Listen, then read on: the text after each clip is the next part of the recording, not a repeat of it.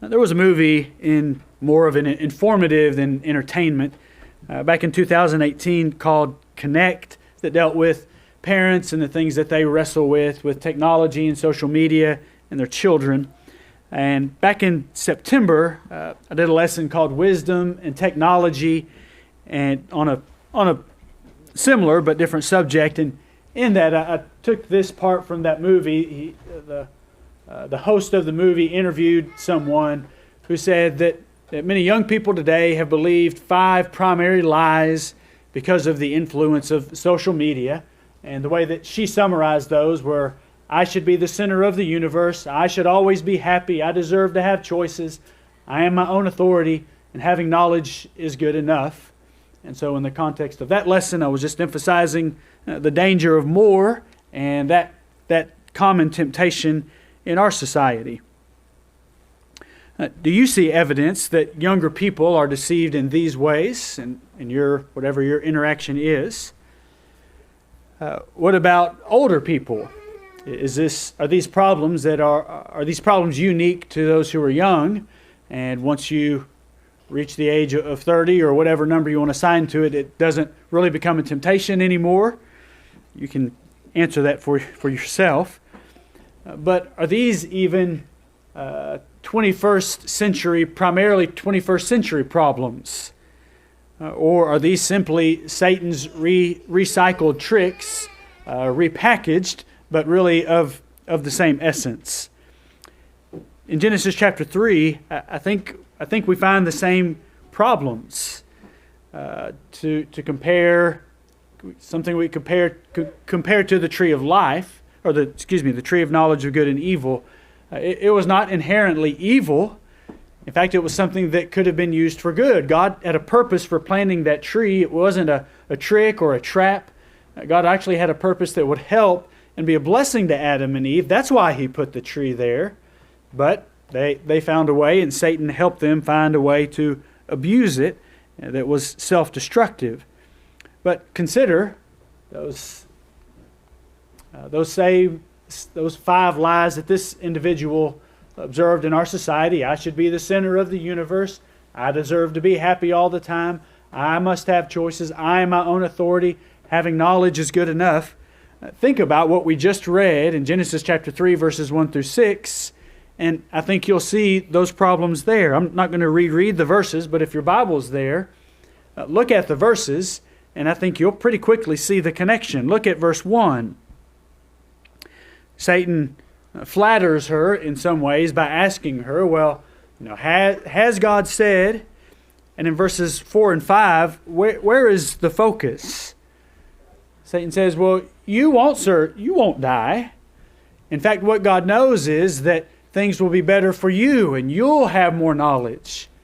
Sounds like he's painting a picture that she should be the center of the universe, that she should make her decisions based upon what is most important to her, because what is most important to her is what is most important. And it worked. In verse 6, what were the primary reasons upon which she made her decision to eat, knowing full well God told her not to eat? Well, in her eyes, to her, it looked appealing. It looked like it would taste good, and it was attractive to the eyes, and she had this idea it was going to make her wise. So what she liked, what she wanted to see, what she wanted to taste, what she wanted to become, sounds like she thought she deserved to be happy all the time, and that this was the way that she could be happier than she had ever been. Eve wanted more. She wanted more choices. Now, did she have choices?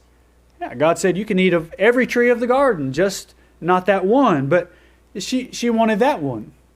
She wanted to be able to taste that fruit, not limited to all of the other tastes that she could enjoy.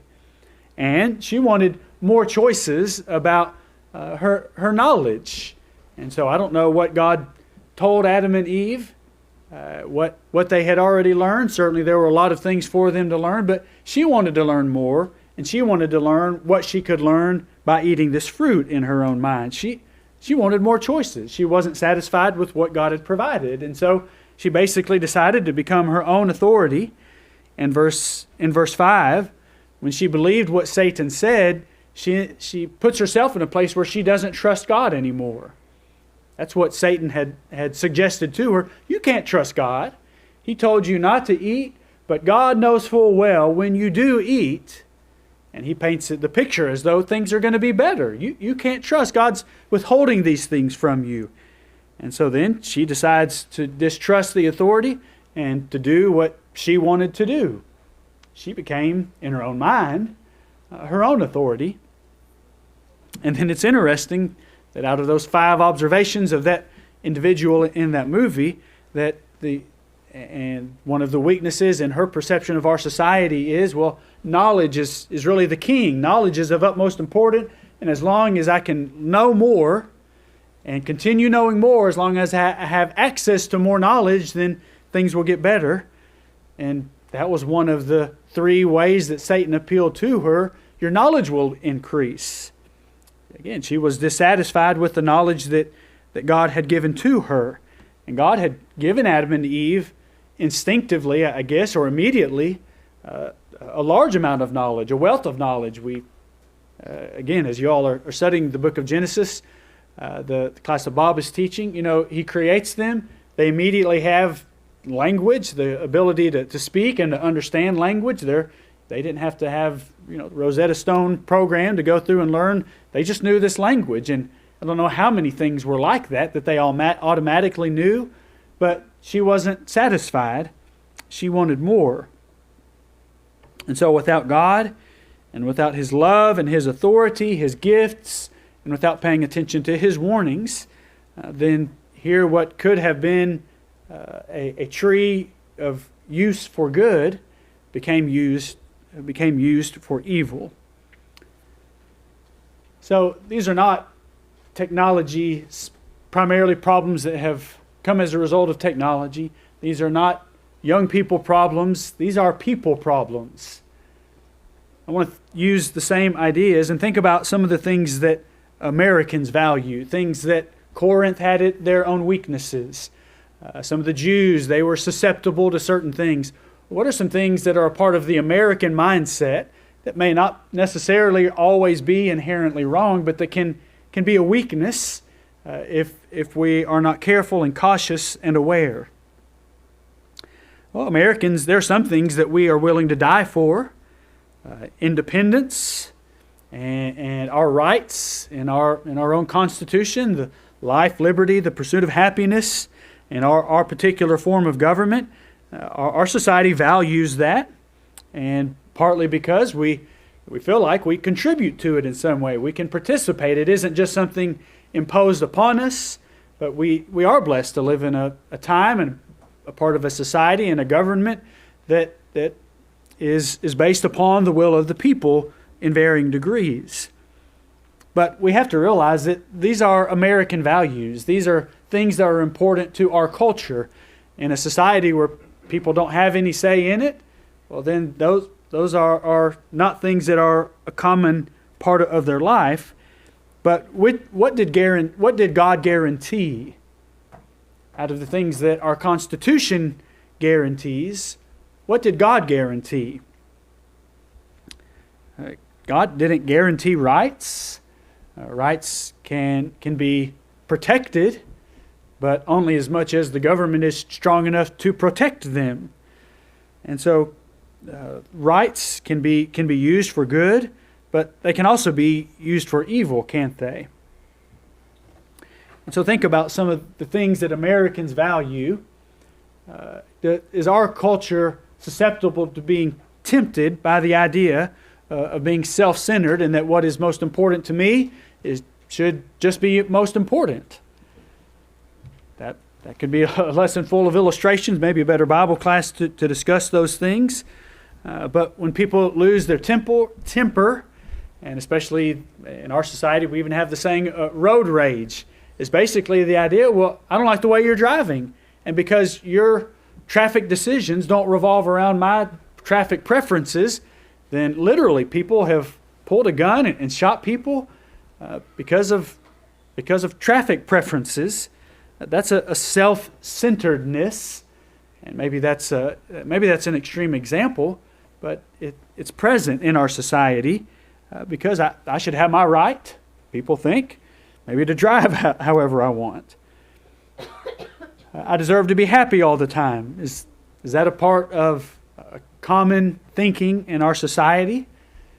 Doesn't have to be automatically so, but just is that something that is present on a widespread basis in our culture, that it's really important that on a daily basis I do almost everything possible to ensure that I am happy for most, if not the majority, if not all of the day.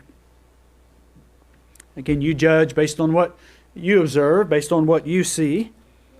Have you ever known anyone to quit their job because their job didn't make them happy, and not because they had another job set up that was going to be better, but they didn't. They didn't have a plan. They didn't have a source of income, but they were unhappy at their job, and so they quit their job.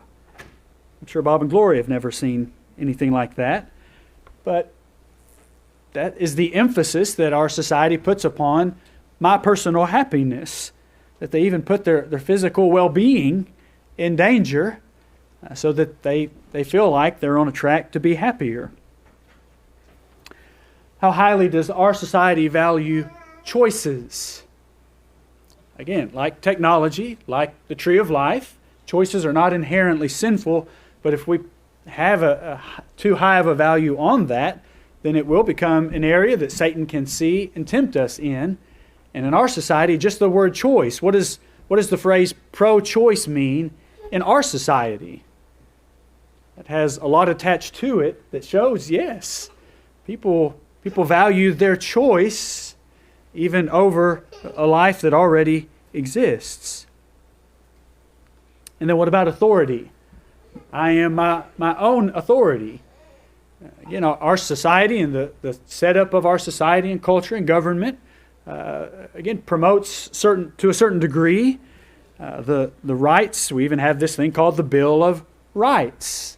But people who demand their rights, they might be asked, well, upon what basis do you have that right? Well, because it's given in the Bill of Rights.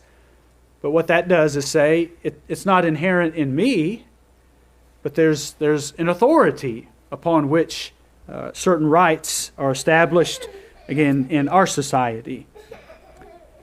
And then how important is knowledge in our society? Doesn't mean knowledge is insignificant, but is knowledge important in a way that's out of balance in our society? What do you see? What do you think? Let me illustrate that by this. These are the comments of, if you remember Stephen Hawking, you might recognize him more than you know his name, but some comments by his, and he died back in 2018, but he illustrates the limits of knowledge when God is not included in that knowledge. He said this: I regard the brain as a computer which will stop working when its components fail. He added, there's no heaven or afterlife for broken down computers. That's a fairy story for people afraid of the dark. Here is someone who, by many standards, was a genius. Here's someone who compounded knowledge upon knowledge in a variety of areas and in ways and about things that are useless to him now. Again, he died in the year 2018, and I forget his particular areas of expertise, but everything that he knew and the knowledge that he spent his life, even to being able to be blessed to have access to the technology that allowed him to continue to learn despite his physical limitations, all that knowledge is useless to him now. But it illustrates our society goes far to allow people to have access to knowledge. But knowledge, all that knowledge, without God, what good is it? So these are things that our society values. These are things that Eve valued. And without God, we are just as susceptible. Sometimes it's easy to look at others and see how they failed and how foolish they were. It's easy to look at Eve and think, well, how could she do that? It's easy to read about the Israelites and wonder, well, why would they do the things that they did? Well, there are reasons for their weaknesses. And when we share the same weaknesses, then we are no different. And so Satan goes about like a roaring lion, seeking whom he may devour. There are no doubt certain things that he sees in people in one culture, in one society. And so it's good for us to be aware of the values of our society and how Satan may use those to tempt us. So these are what were called the 5 lies. Well, what happens when you hear a lie, or if you are told a lie? What are you very interested in then? If I hear a lie, well, then I want to know the truth. And so they're not hard, they're not complex. These are things I think everybody here knows. So let's review these 5 lies, and let's be reminded of the five corresponding truths. So to the lie that I should be the center of the universe, that what is most important to me should be most important. Well, the other side of that would be Ecclesiastes chapter 12 and verse 13. Fear God and keep His commandments, for this is man's all. To know God, to fear God, to obey God outwardly and to obey God inwardly, that should be the focus of how I spend my time, of what I do, and of what I choose. And that's true in every area of life. That would be true in the area of technology, that God should be the center of my use, even of technology. That means anything that technology allows me to do that is sinful, well, then that's automatically too much. But then I also should ask, well, what is technology allowing me to do? Again, that's not limited to a device I hold. Our lives are full of technology, of things that are made easier. But what is it helping me do? And what is it helping me do more of? Is it helping me to be able to do more of the things that are more important? Or we are all susceptible to, is it helping me do more of the things that are less important?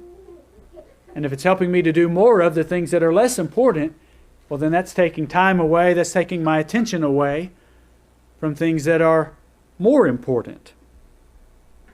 Am I forgetting to get to know people and spend time giving attention to people that I'm around? Am I forgetting to make time to pray and to read the Bible and to contact those who need encouragement, as we've mentioned, to send a text message to Roger or call and to leave a voicemail for Margaret or others? Am I forgetting to do these things that are more important because I am doing things that are less important?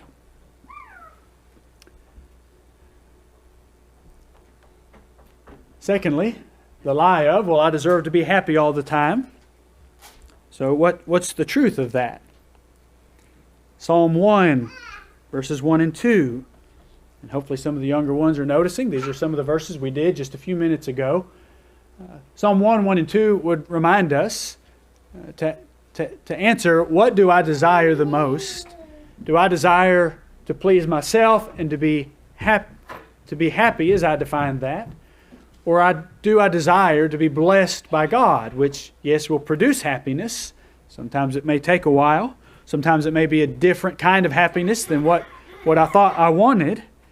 But God offers blessings, and there are times where I have to choose, do I want my immediate happiness or do I want the blessings God offers?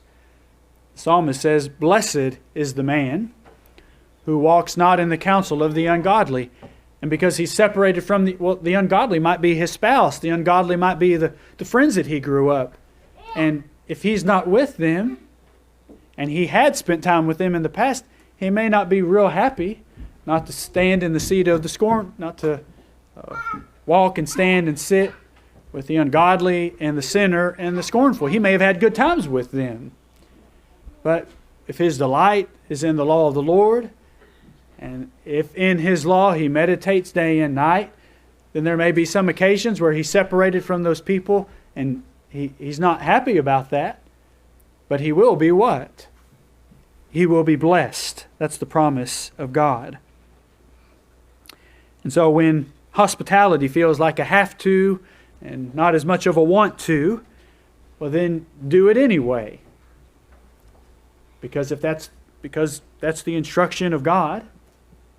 And so am I going to do the things that produce in my wisdom, in my ideas, my own happiness? Or am I going to do the things that produce blessings based upon the promises of God? The third lie, well, I must have choices. Turn to Ecclesiastes chapter 3. Well, it's certain we will have choices. There are some things in which we will choose, we will have to choose, but the truth is I cannot always choose. God has filled life with choices, and we didn't get to pick the fact that we have to choose. Now we do make the decision about what we will choose, but as to whether or not we will choose, God just decided not to always give us that option. Ecclesiastes chapter 3, beginning in verse 1, to everything there is a season, a time for every purpose under heaven, a time to be born and a time to die. And so here, the beginning of our life is the first illustration of that. Did you get to choose? Did God give you the choice? Well, would you like to be born or would you prefer not to be born? Well, God decided you're not going to have that choice. And then there's going to come a time when you're going to die. Does God give you the choice? Well, would you like to die or would you just prefer not to die? God didn't give us that choice. We are born and we die. Now, I won't go all the way through Ecclesiastes chapter 3. If you see some of the benefit in thinking more about that, then just read through that entire list, and with each and every one, ask yourself, God didn't always let me choose when that would happen. Now, when it happens, sometimes I have a choice. There's a time to weep and a time to laugh. There's a time to gain and a time to lose. Sometimes we'll have choices once those things happen. Then I have a choice in regards to how I will respond, but I don't always have a choice about whether it will happen or not. In Joshua chapter 24 and verse 15, Joshua made that statement, "As for me and my house, we will serve the Lord." And so that would include, as Israel had then, as He had led them into the promised land and they had conquered the majority of the people, they now had a new set of decisions to make.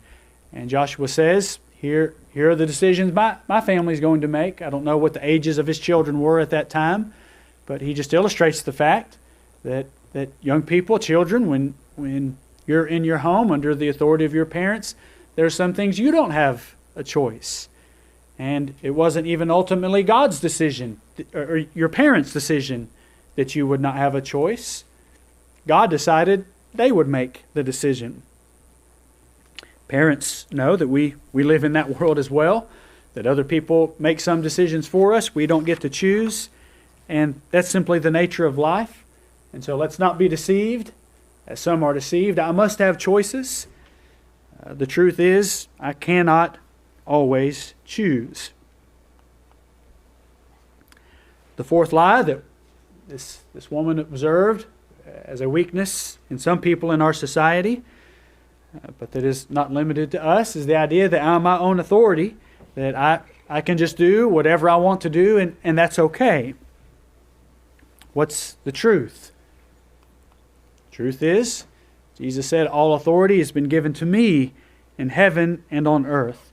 All man is responsible to what Jesus said about every decision that we make. Any rights that our government may offer, well, actually that has to first be run by the king. Not the president, not the Senate, not the House, not the Supreme Court, but by the Supreme Court, by our King, Jesus Christ. And so we're pretty familiar, again, in our society, the right to abortion, the right to gamble, the the right to call someone our spouse, or the right to say they are no longer my spouse. Well, our courts have taken it upon themselves. Well, we'll make up those rules for ourselves.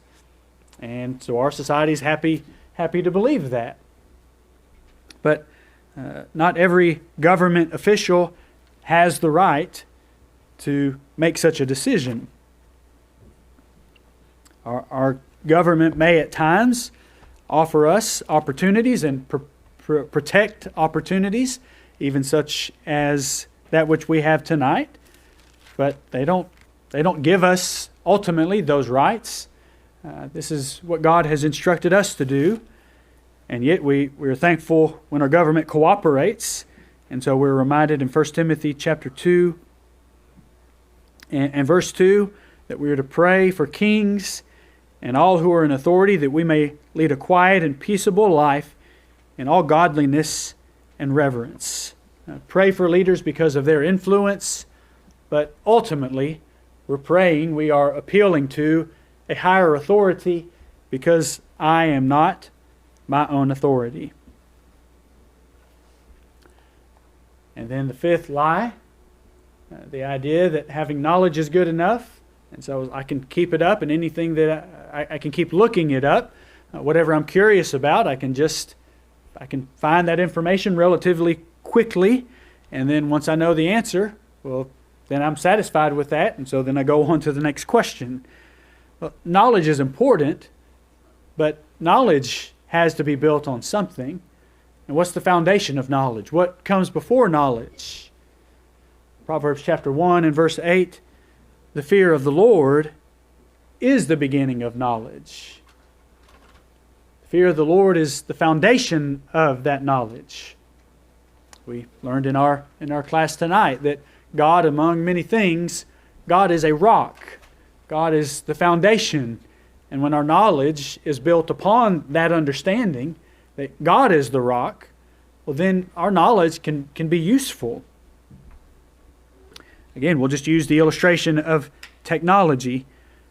What can we do with technology if that knowledge and the use of it is founded upon, is used within the context of the fear of the Lord? What could I do with technology? Well, technology can allow me to be can be used to benefit others. Technology can be a means by which I can encourage family members who maybe live thousands of miles away from me, and yet I can send a message. This shouldn't be lost on us, that we can send a message thousands of miles in an instant.